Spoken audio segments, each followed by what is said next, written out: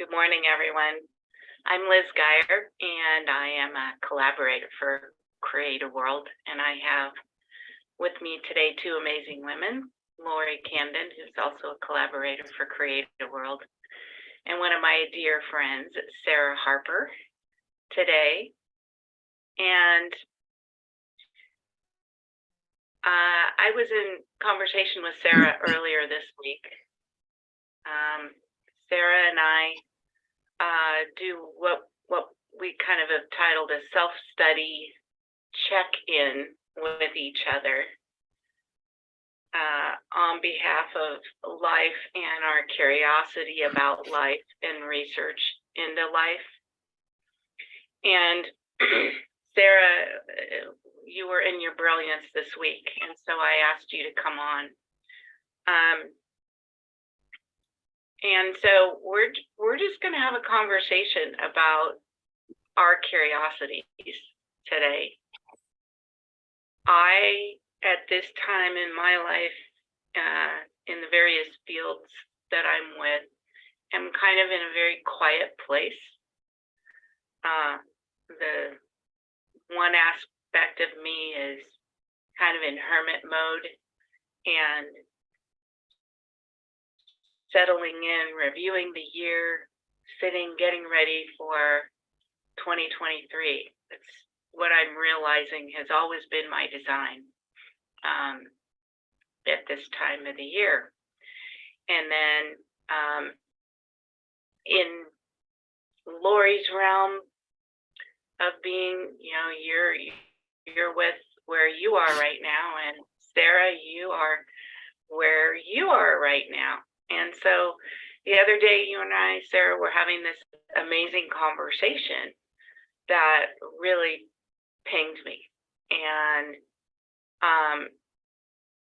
really brought in the principle of everything is part of everything else, and everything is in relationship with everything else. And that kind of brought those principles in when we were talking about what Matthias stated, which has really sat with me the rest of the week, which is he talked about answers are the end and questions are, what did he say? Well, questions lead to more questions and more inquiry and more expansion and more relationship to everything, including even off the planet galaxies that the individual is essential, and the design of the individual. He talks about this is interesting ontocracy, which has onto is being self, and krasi is power to be. Like democracy has to do with giving the power to the population. And what he's talking about is that power is not so much perhaps determined by a government, but it's determined by the power of the person, the power of the self. So it's giving the power back to the self. And that a key, from what I'm understanding, to the power of the self is inquiry in the way you do it, whether it's movement in the body, because I know that also is really powerful, but also the inquiry, which doesn't necessarily lead to answers, but leads to more questions. And so it's expansive.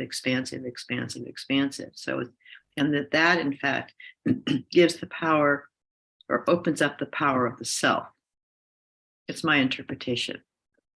I just want to introduce myself. I live in Northern California, east in the Sierra Foothill Mountains, in an old mining town called Nevada City.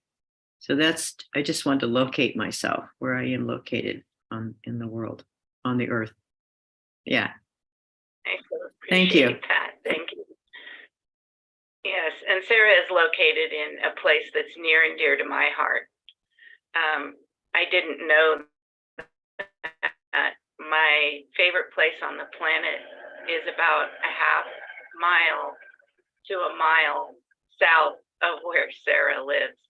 I grew up going to a camp on this incredible lake in Nevada City, and Sarah's just a half mile to a mile away from there. So it's quite the connection. So I have to drive past my favorite place to get to one of my favorite people. And the power of that connection is really made because it's a lake, and I live on 2 acres of land, and the power of the land and the evolution of my soul as a human being is directly connected to the land and directly to the leaves and to the trees and to the animals, which is my design. So yes, and I'm very grateful. It's kept me remotely sane. Yeah, definitely. As has the land in Nevada City for sure. I grew up going to camp there, and it's my grounding place. And I did read something about that recently. That we all have grounding places on the planet. So it was really cool to read that, because I thought that, my thought was unique about that, but we all have several areas in our lives that ground, or several places, locations that ground us. So, and I've been on Sarah's land many times, and am forever in the curiosity of being with her trees, and the trees especially, but the deer and the wildlife there. So it's been incredible, an incredible place to have everything be in relationship with everything else. I mean, the land is that. So I want to bring you in, Lori, also. And just to kind of talk about from your place in Ohio, correct? Where in Ohio are you? I am currently in Columbus, Ohio. Got it. Okay. And I know that the three of us kind of found an interface in this curiosity of being an inquiry, and from your standpoint, Lori, I know that you are big into somatics, and I've been learning great things from you. So I'm wondering what you might speak to as far as what Sarah said, as far as what I've said thus far. Well, I so relate and love what Sarah shared at the beginning. And for me, there's the balance that I try to be in with the want or the longing for an answer, and being in the questions. Yeah. So I have found a way to be in the soma experiential place with that. And that helps me to balance that a little bit better, creating more of that neutral expansion, that broader, deeper, wider of myself, and just really honoring where I'm at, anybody's at in that process. Because there's a part of me that relates to the answers being the end of something. And sometimes you need an end to something. It brings me back to my grief recovery training, and their saying was, you put a period at the end of the sentence, get up to date, and then move forward. And I have found that really helps me be in the present moment with the curiosity, rather than within the curiosity and the experience of what's going on, rather than so many questions that it distracts from the experience. But I love hearing the perspective, the collective perspective really helps navigate that. And then I choose for myself. Mhm. And I invite, all of us to choose for ourselves in that grounded, expansive way of being. That's very helpful. Very helpful. I'm kind of sitting in an experience I had last night, with my children, and kind of being in a momentary health issue, and having to choose whether or not to be in yikes mommy mode, or okay,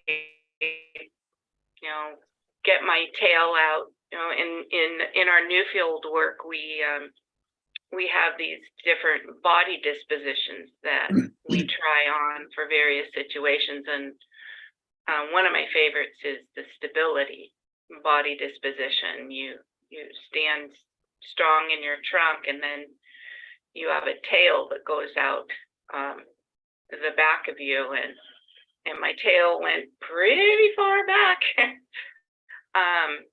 to keep myself in stability, and to make that choice in the moment, to be in that grounded place that you're speaking of, Lori, rather than moving off into a place of momentary high emotion, and not able to be able to think in the moment. So it was pretty powerful. Well, and that totally pinged me to what we were talking about with nature. And while I have a different experience with nature here in Ohio, when I'm in Costa Rica, it really like I totally envision being around all the trees with the root system. You're talking about your dinosaur tail, and I'm like, that to me is being in the grove of nature and surrounded by the life and the potentiality of what is possible. And it's that whole cyclical way of being, the answers, the questions, how does it operate together? So it's beautiful. I want to speak a little to the questioning and just where that takes us in our lives. The three of us we have very many aspects of our lives that we need to pay attention to, or that we're called, to pay attention to. And one of my fascinations with you, Sarah, has been that I see how important research is for you, and questioning is for you, that it really feeds your soul. Let's see if I can, you said something that was just amazing.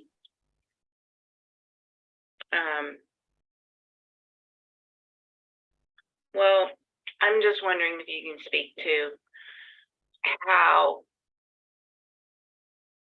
questioning and being in the research can take you into a place of more life enhancement, rather than the aspects of life that might not be as fun, should I say. I remember a moment when I was living in Holland as an exchange student, and it was a moment that changed my life. And prior to that, I was really going into it in a direction that probably wasn't for my best and highest good. As a teenager, and my mother spotted, said, "Okay, let's get you out of this country. Let's get you out of what you're used to, And out of, the direction you're going is just to have you sit in another country with another family. And I remember having a moment where I realized that I didn't know that I didn't know, and that I hadn't questioned that I hadn't questioned. And it was a moment about my own culture as an American in America. And I don't remember what it was, but I remember that moment saying, oh, I didn't realize that I had been enculturated within my culture in a certain way. And there's another way of being. So that without moving my body to a different location, a different country, a family, culture. Holland was amazing. This was back in 1961, I think. And again, there was what was going on there politically with France, and I realized that I knew nothing other than what was located inside my house with my family. And, it was a great culture. I mean, my mother really believed in education. I was getting really good, but it was education inside of a particular framework, which was good. It was the best it could do within that framework. But it was nothing like going out, just taking your body, and you guys know about this, taking your body into a different location, different people, different language, different history. It's when the wall went up in Germany, and there was the whole reaction of the Dutch, of course, because of because of the war. Well, I'd never been in a war, and my parents had been in a war, and they talked about what it was like being in the underground. I know, on and on. The richness then, and so that really launched me into what is it that I don't know, that I'm enculturated by, that has me say this is the way it is, and discovering, well, this is not the way it is. Not necessarily the way it is. So I have loved. And then I was an exchange student in India in '64. People hadn't gone to India yet, and that was fascinating for me. It was difficult, but it was fascinating. So I think, much like Lori, I had to take my body into a different kind of position to get a different read, get a different perspective that I didn't know that I didn't have. Because, we had money, it was a good place to live, I was getting education, the tennis lessons, I mean, all the great stuff that you have inside of that particular shopping center. And it just, I realized, yes, it's a great shopping center, but it wasn't the whole deal. So, yeah, and so I've been in the inquiry of what it is that I don't know that I could learn about, particularly other cultures. So that's my my love and my orientation. And it's what has me say, okay, well, there's, stay here on the planet, actually. Well, it's one of the things I would say was that fascination with what I don't know that I don't know. So that's, yeah, and again, it has to do with just the power of my own being. And as I've gotten older, I realize that what I'm being and what I'm present to, it matters. It matters. I mean, I was nervous about being on this call this morning. Then I thought, and I did it. I did it observing, which is what we do. And I realized, oh, there's a whole culture underneath my fear. I mean, I was scared. I said, I didn't want to do it. I don't want to go on. It's like, oh God, don't make me do this. And realized, well, that's just what the surface is, that's trying to keep me at a particular place. But underneath is this whole life. I thought, oh, okay, well, I'll go on then, So, yeah, here we are. Thank you. Yeah, and there's this, I love that, and so appreciate that, because so many of us have these, there's this underlying fear. And I love the transparency about that. And I was telling Sarah earlier in the week, well, I want to use you. I want to use what you stand for, because you represent, for me, an area of life that is not as much my skill set. I haven't traveled to as many places as you have, and the travel that I've done was not necessarily just to experience life, which I highly admire. I have not been what I would call a free spirit. Every place I traveled on the planet has been for very, very specific purposes. But yet, it's been really enlightening to be in other countries and to appreciate the depth of history in these other places. And we've also been talking quite recently about remembrance and going to these places where there was this familiarity. Although I like what you said, I don't know what I don't know.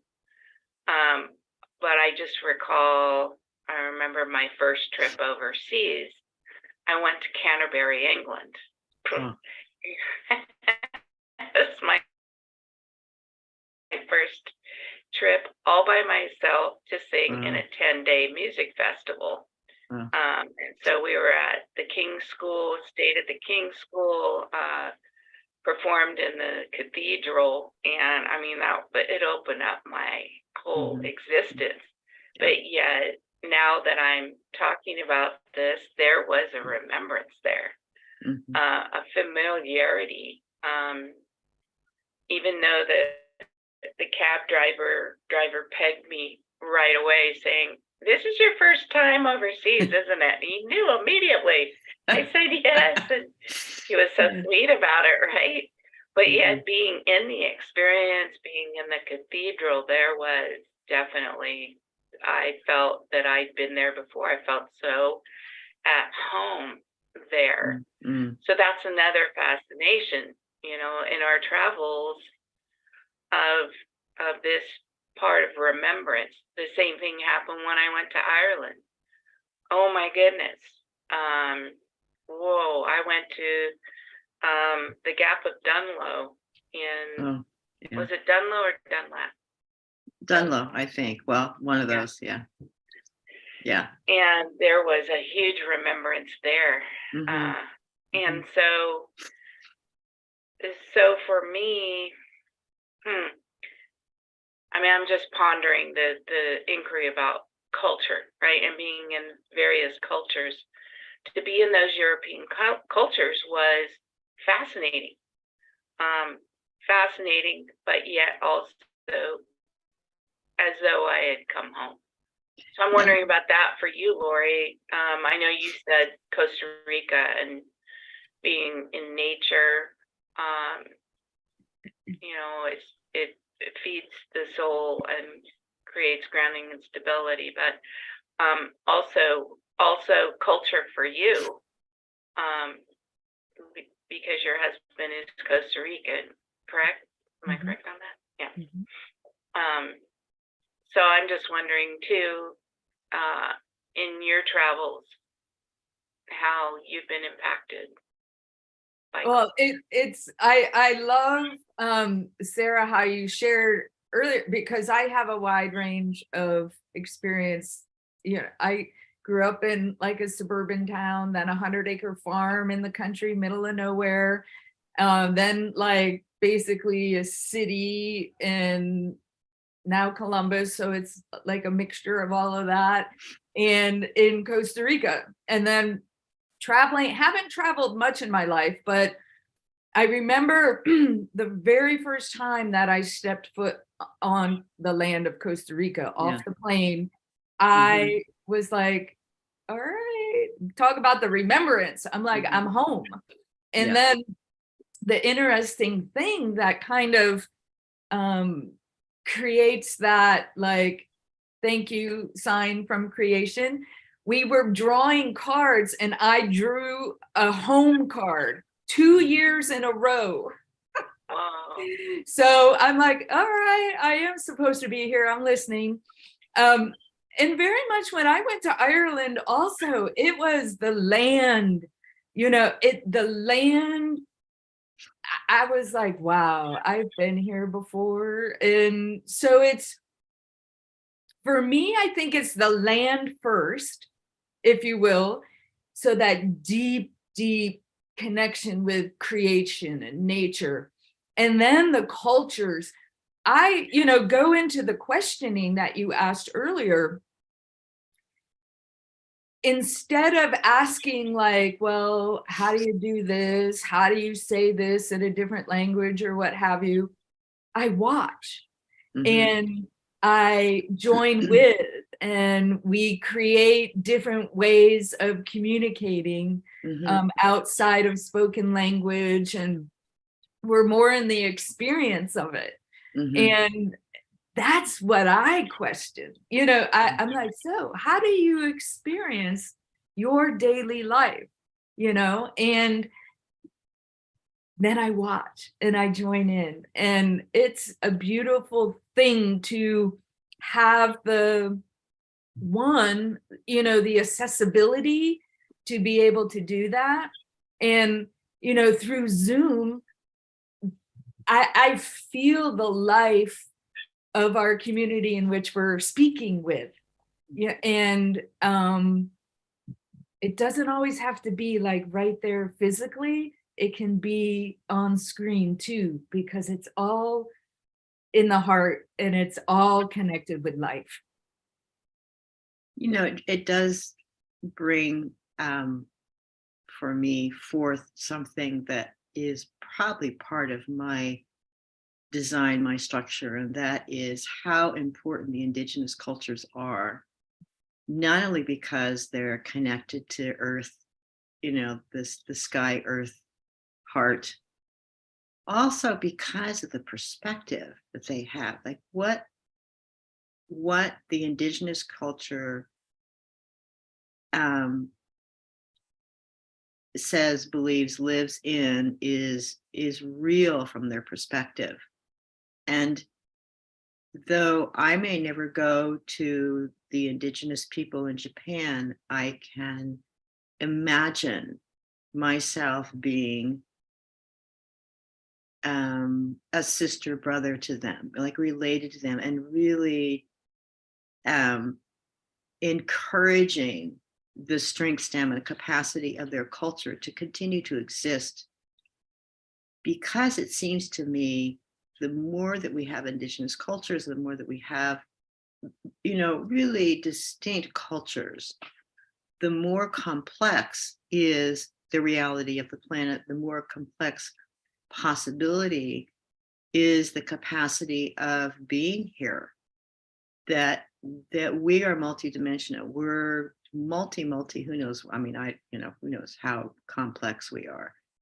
But each culture holds a particular complexity of myself. And I just would like to be more and more complex, not confused, because, that happens, but just be able to hold more complexity.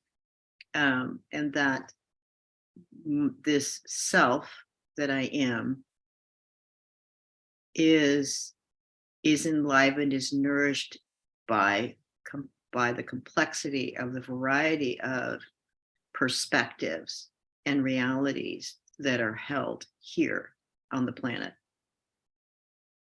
So I'm appreciating, wherever we've been, where we've traveled, even our imagination, even our dreams are so essential, so valuable in the design, the greater design of everything, which is not only planetary, but probably, what's our relationship to other planets, galaxies, the what I can hardly imagine, because So that's what that reminds me of, Lori. Thank you. Yeah, and my love of that, and my, it's dear to me. It's so necessary to me. Yeah. So thank you. Yeah, now you have me more curious about just questioning the indigenous. I hadn't even. That's one thing you do for me, Sarah, is help me to further be in the inquiry of various things that I wouldn't have thought of prior. It pinged me when you were talking about the indigenous that my mother, I think I was in middle school, encouraged me to read the story of Ishi, and Ishi was Yes. Yeah. the last of his tribe, and Mhm. so I was remembering that, and he walked here in Northern California, very near where I went to school in Chico, California. And that just fascinated me that his story was able to be told, and then just fascinated me, just in the way that he lived. So it was kind of an introduction for me of indigenous culture, and also, again, I'll go to remembrance. And this was, I don't know, I was in 7th or 8th grade, right? I'd already realized that I wanted to go to Chico, to this place where he lived. He lived up on the mesas, and walked the canyon trails up in Northern California. And so it has me curious. So did I live during that time? Because I was so fascinated just by the way that he knew how to use his resources, the resources around him. So it was an introduction into, for me, that way of living, that I still hold very, very dear to my heart. Chief Seattle's, I've never let go of Chief Seattle's quote of, we're part of the web, and we're part of it, and everything we do matters. Every footprint that we place on the planet matters. So I also know, Sarah, I want to go back to the research piece, because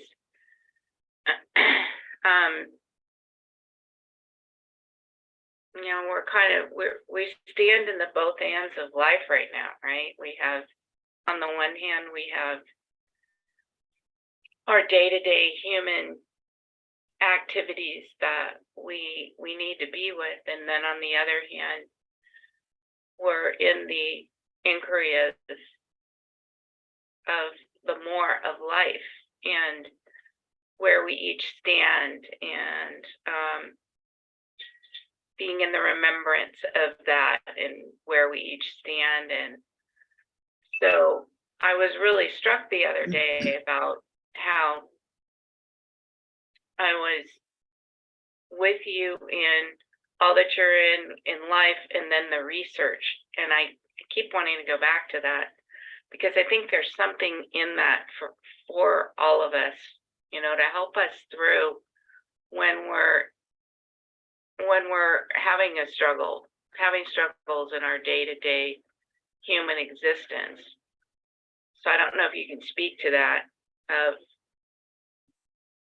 where being in the research carries you. I don't know if you know what I mean. Yeah, I thank you. And I have to say, there is an orientation in my family of, my mother was very curious, very much interested in learning about, more. She got sick the first year of college, so wasn't able to go to college, but she made sure that we we got to go to college. So I have, I'm just thinking about what it's like for me to sit next to and be with somebody who has, I don't want to call it intelligence, but what's the word? The richness of thinking, but not, yeah. Okay, so I'm trying to understand what's so natural to me and how do I put this into words and language. I think it's related to what I said before, which is, what is it that I don't know? The knowing of which could open up pathways. So I'm just interested, and I believe it. I grew up dyslexic, so I couldn't read, write, and spell. And I remember having a thought: Am I lazy? And again, this is in the 50s and 60s, 70s. When we don't have the technology that we have now. And I remember thinking, no, I knew I was intelligent. I mean, this is a conversation I had with myself, but I could not figure out how to spell. The English language is still, I mean, you still have to ask people how to spell. The English language is completely mysterious to me. Spanish makes much more sense. And here I was in, this girls' school and I'm sitting out in the headmistress's old green Cadillac in the front, on the front walkway, getting books out and trying to read with me. And so then I went to Columbia University, which is, God, I don't know how I got there, but, and I'm in nursing school training to run a hospital. It's like, I don't even like hospitals particularly. And but I wanted to stay in New York because I found New York really fascinating. It was there during, the riots in the 60s. And I was like, well, what's happening with the Black people? What's happening? Oh, and then, going down to Harlem and, going to the theater there and seeing things I didn't know people acted that way. I just didn't know. So some, and then, then I was able to actually open up and start, massage and teaching yoga when, that wasn't, you were a bad person if you were doing yoga and massage, you couldn't touch people, So, it's always that I've known that I could go where in a particular way and sort of get away with what I knew I could. I mean, the sheriffs in San Diego were, that's how we were licensed with Sheriff Duffy. They were very concerned about me going out in the community doing massage, but I absolutely knew that I could do that. I had the capacity to do this. So, and I've done a lot of things that in my life with that capacity. And it was always to go to territories that I had never been in before, that I knew that I was competent with. And that's my design. And I think there was that field state in my family. My mother really, bless her heart, was really interested in learning and in being able to express yourself fully in her particular way. So I love going where people don't go, that I know is my capacity to go. It's one reason why I really appreciated Tantra and the work that I've done with Tantra. I mean, gone places, Damanhur, for example, and Italy, and but always, it seems to me, always in the inquiry, always in the research of, well, what's available here that I knew nothing about. The knowing about would expand, give me a broader band, a broader capacity to be here. And also, you know what? It's interesting. I mean, without that, it would be completely boring for me. And it's like, okay, game's over. Goodbye. I'm out of here. Put me in my car, drive me off the cliff, because I love my car, And so it's kind of, rocks are hard, water's wet. That's my nature. And it's so natural for me. It's just, natural. Does that answer? Yeah, that's really helpful. I mean, I love I love how you're talking about your capacity, and to go where no man's gone before. That fascinates me. And when I'm in conversation with you all, it takes me out of an environment, and raises me up, because it takes me out of this environment that I'm in here. I live in a small town, so that part is really, really cool. But yet it's, for me, when I'm in conversation like this, and I can compare and look at, okay, my experience last night, I went to a town parade that was adorable. It's a block long. It's very cute. Santa comes and lights the tree, in the plaza. But yeah, when you look at that, and then you go back and you look at this conversation, for me, there's just, this lights my life, Mm-hmm, mm-hmm. like the tree was lit last night. There was a sweetness that I hadn't felt in my community in a long time, because we were gathering together for the first time since 2019, pretty much. Mm-hmm. And so there was that excitement, that kind of magic that you get gathering in community with all the small children and all the lights and all of that. But then I come into these conversations, and I don't know, there's so much more, as Anne of Green Gables says, scope for the imagination in this kind of an inquiry. And that propels me more toward spending my time in that inquiry, and wanting to enrich life further being in that inquiry. Lori, I don't know if there's anything that pinged you in what we've said thus far.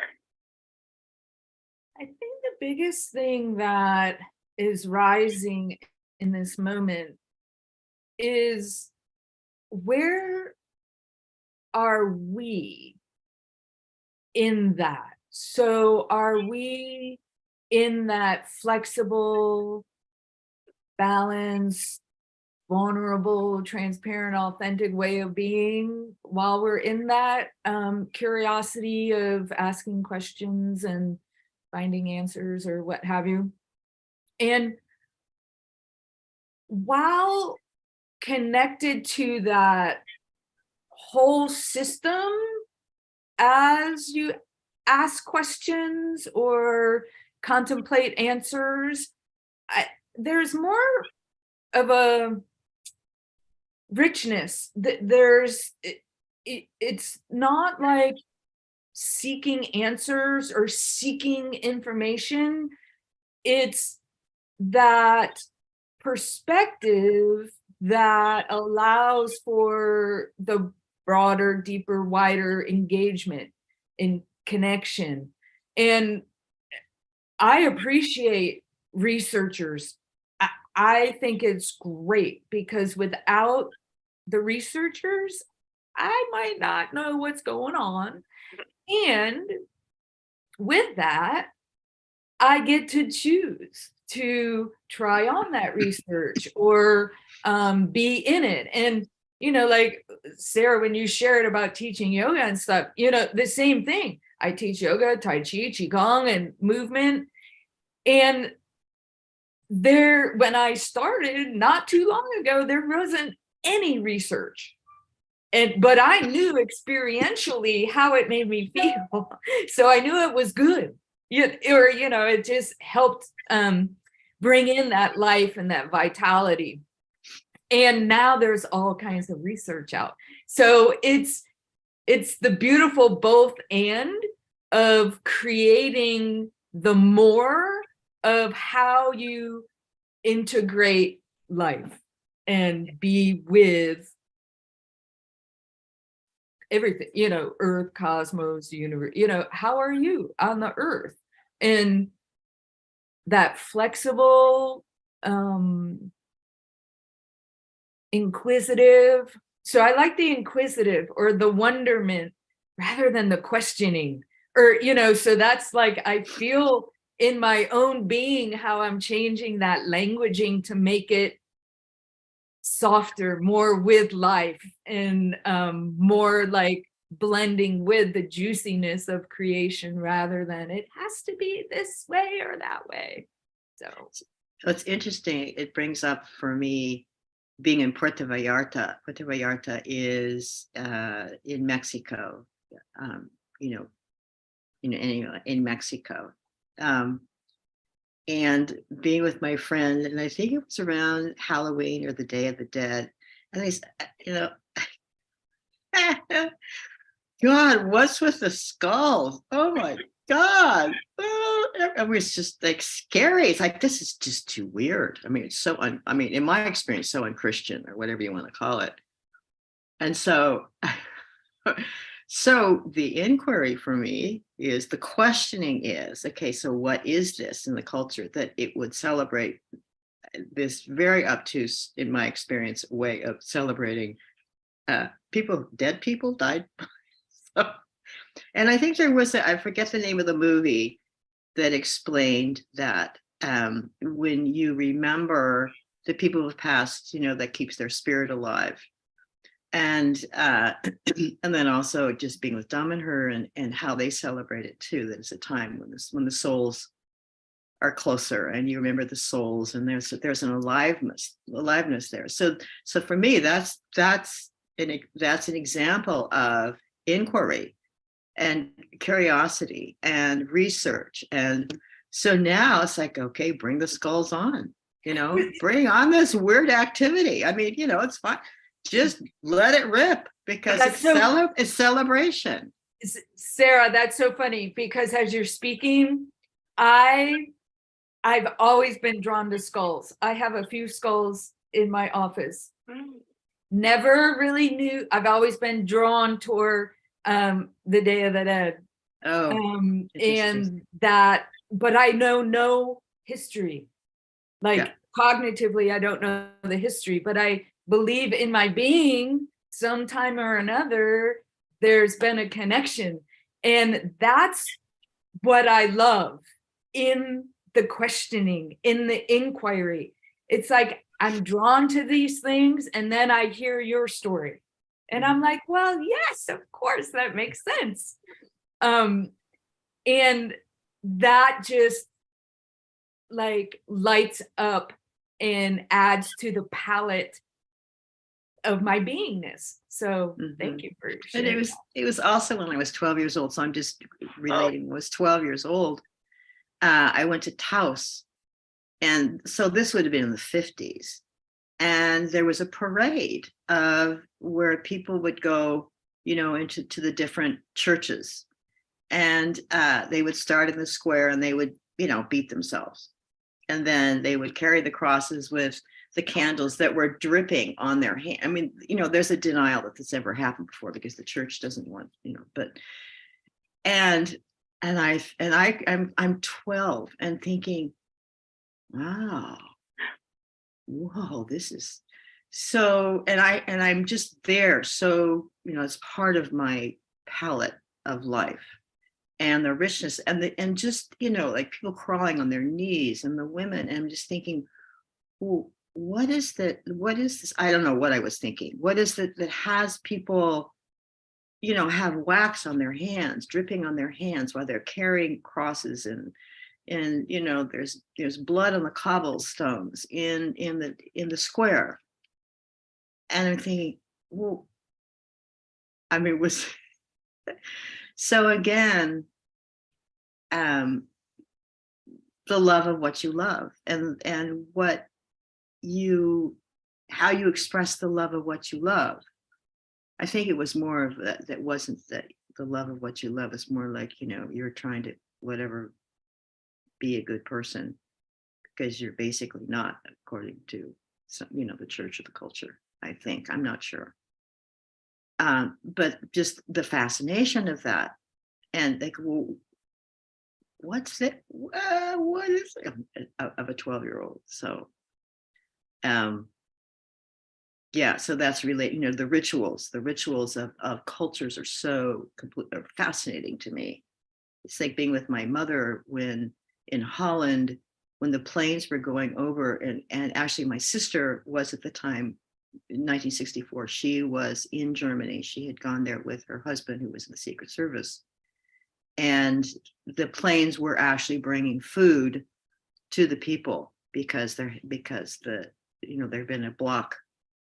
There was, I guess, a little corridor to Berlin. And my sister's in Berlin, and the planes are going over, and the Dutch people, like the neighbors, getting drunk, and I'm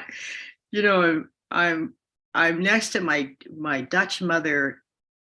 I guess I don't know, 16. I guess I was 15, 16, and she's this beautiful, big, buxom, beautiful Dutch woman who I just adore, explaining to me what war was like, because I didn't know about war. So again, I was positioned in another culture with a culture that had been in war, explaining to me, well, why was this guy getting so drunk? I mean, obviously he was just totally reactivated by what was happening. And she would tell stories about what it was like during that time. And I just found it fascinating as part of my research, was that fascination with, wow. And I felt like I had a clue about what war's like. So it's another example of being curious and being in the inquiry. Skulls War. Yeah, it just fascinates me that my imagination is very active, and I see just a human form, and then as we're speaking, I see all these threads of energy just coming together. It's like the DNA strand. I see that, and it's all just coming together. What does that mean? I don't know, other than I'm in the wonderment of wondering, here in this lifetime that we've curious, wondering, have we been placed here to gather all of these rich threads of the planet's, some of the planet's history, and just not to complete them. In some cases, yes, there are certain things, I think that we would really love to see completed, to move life on the planet into a more life-enhancing space. But just the richness of just in the three of us in our life's experiences, and where